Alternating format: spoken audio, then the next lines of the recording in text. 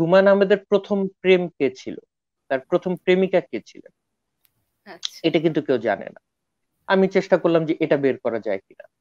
তো অনেক আচ্ছা। অনুসন্ধান চললো, অনুসন্ধান করে টরে নানান আত্মীয় স্বজন লোকজন খোঁজ খবর এবং হুমায়ুন আহমেদ কাউকে কিছু বলছে কিনা তথ্য নিয়ে এটি আমি ফাইনালি শাওনের কাছে একটা তথ্য পাইলাম যে হুমায়ুন আহমেদের প্রথম যে প্রেমিকা তার নাম হচ্ছে নীলু। সে ময়মনসিংহ শহরে থাকতো। নীলু, হুমায়ুন আহমেদের আচ্ছা। সাথে তার প্রথম প্রেম হয়, সেটা হচ্ছে হুম। আহ, আরো আগে মানে কলেজ জীবনে।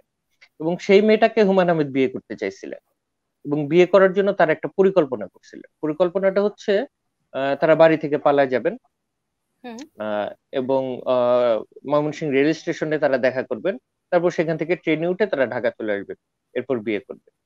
এই পরিকল্পনা করার পর একটা সময় ঠিক করা হয়, একটা ডেট ঠিক করা হয়।